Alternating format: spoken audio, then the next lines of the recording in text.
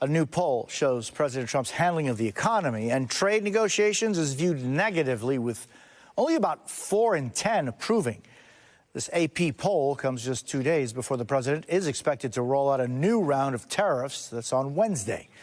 I spoke exclusively to the Democratic leaders of 3 congressional caucuses about the state of our economy and how Democrats see the path forward.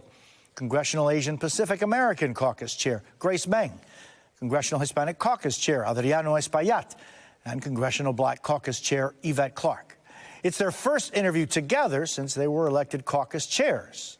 It was a privilege for me to have them on the show. Here's part of our conversation.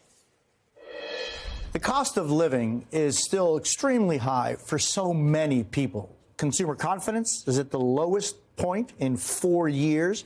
What do you tell your constituents about the state of the economy, and looking forward, what can they expect? A lot of voters voted in November because they were worried about their pocketbooks. They were worried and wanted to lower the cost of living for themselves, their families, and Americans all across the country.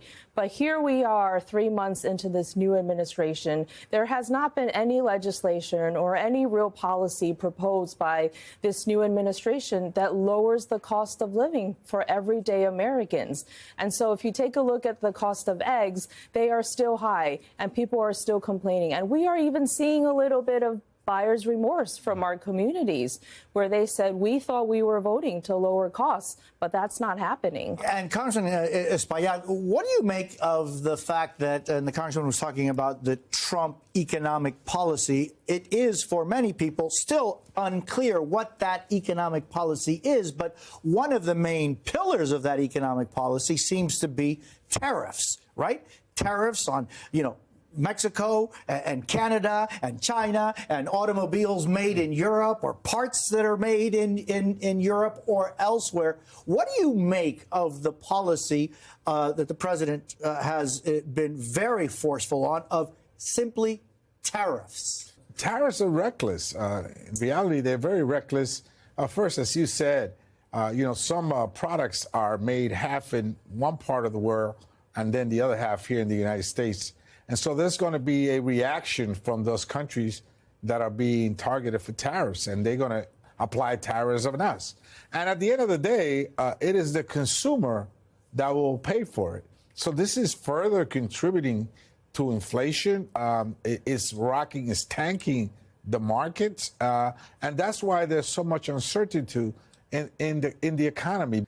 Congresswoman Clarke, more than 72 million people in the U.S. are on Medicaid. Some 42 million people receive SNAP benefits each month. There are concerns there could be cuts to these programs in the budget resolution discussions. What's your position on that? And are those cuts that should be carried out? Absolutely not, Jose. This is the social safety net, or I call it the social compact, that Americans have had with their communities for decades now. And what we decided as a nation is that we don't want to see the poor out in the street ailing, that we want to make sure that children are nourished so that they can grow to be healthy adults, and that they can utilize their brains effectively in school. And that's why we provide these programs to our communities. And for many in our communities, these are the lifelines that keep them afloat. They're working folk who don't receive health insurance. They're families that are just trying to make ends meet. And so many of these folks come from communities of color. I think about the fact that, one third of the folks who are on Medicaid are Black elders. These are folks who've worked all their lives, are probably living off of their Social Security, and cannot afford or don't have access to health insurance. What are we saying to those who helped to build our communities and sacrificed everything so that we can live in a civil society that has been modernized by their work ethic? One of the things that President Trump, promised during the campaign was to restructure the federal government, and on entitlements is an issue that we've heard Elon Musk talk about it. We've heard DOJ talking about what they find in different programs in our country. I'm just wondering, where do you draw the line in efficiency, in if there is exaggerated costs, or abuse of some things. Where do you draw the line on finding that abuse, finding inefficiencies, and yet not affecting the people that so desperately count on that help? Well, I would say that it's important that we go in with a scalpel and not a chainsaw, right? I would say that you don't fire the workforce if you're trying to find efficiencies. These are the folks who know where the efficiencies can be made. At the end of the day, we have an obligation as Americans to take care of one another. And that means that what some people call entitlements, others refer to, and I believe, are earned benefits.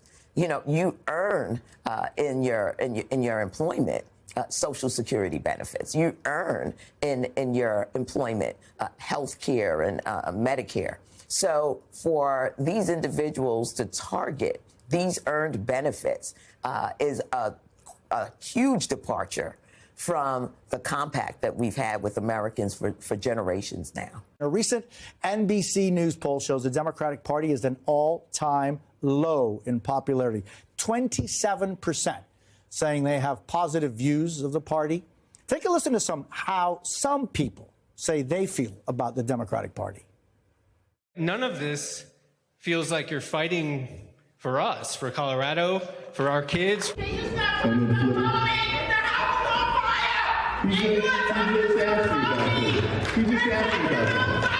Where is the coordinated effort?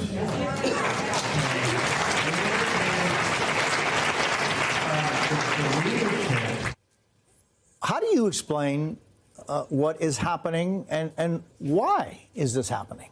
I will say that history shows when a party like the Democratic Party's numbers and approval ratings are that low, within the next major elections or two, Democrats come back roaring and strong and win majorities. So we're looking forward to recreating that history in 2026. Look, people are understandably hurt right now. They are frustrated. They are angry. It is important that At the party? At the Trump administration. True, but 27% is the lowest on record for the Democrats. It's difficult. They are very scared at seeing what is happening to our neighbors and to our family members.